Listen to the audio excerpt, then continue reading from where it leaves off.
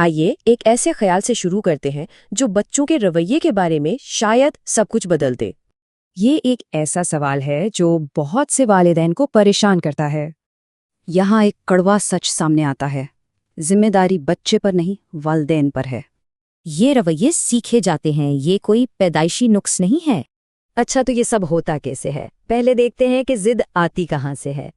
دیکھیں، بچے کی ضد کے پیچھے ایک نفسیاتی فارمولا کام کر رہا ہوتا ہے۔ بچہ سیکھتا ہے کہ آرام سے بات کرنے پر توجہ نہیں ملتی، لیکن چیخنے سے فوراً مل جاتی ہے۔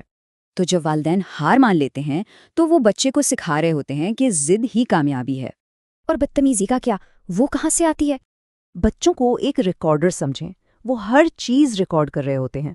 والد کا اونچا بولنا یا ماں کے سخت الفاظ، سب کچھ ریکارڈ ہو رہا ہے۔ پھر وہ صرف وہی پلے بیک کرتے ہیں جو انہیں ریکارڈ کیا ہوتا ہے۔ تو اگر بچہ اونچا بولتا ہے تو سوچیں کہ وہ کس کی نقل کر رہا ہے، کیونکہ وہ تو ایک آئینہ ہے، اور آئینہ وہ کبھی جھوٹ نہیں بولتا۔ تو پھر اس کا حل کیا ہے؟ آئیے دیکھتے ہیں۔ حل بہت سیدھا ہے، ضد کے لیے نظر انداز کریں اور بدتمیزی کے لیے ماحول بدلیں۔ جب بچہ ضد کرے، اسے نظر انداز کریں، اسے یہ پیغام ملے گا کہ رونے سے کچھ نہیں ہوتا۔ اور بدتمیزی کا علاج، اپنا لہجہ نرم کریں، بچہ خود بخود آپ کی نقل کرے گا۔ اور اب آتے ہیں اصل نقطے کی طرف۔ اصل کام بچے کو ٹھیک کرنا نہیں، بلکہ خود کو ٹھیک کرنا ہے۔ بچہ تو آپ کا سایہ ہے، جب آپ سیدھے ہوں گے تو سایہ بھی سیدھا ہو جائے گا۔ تو سوال یہ نہیں کہ بچے کو کیسے ٹھیک کریں، سوال یہ ہے مجھے خود میں کیا ٹھیک کرنا ہے۔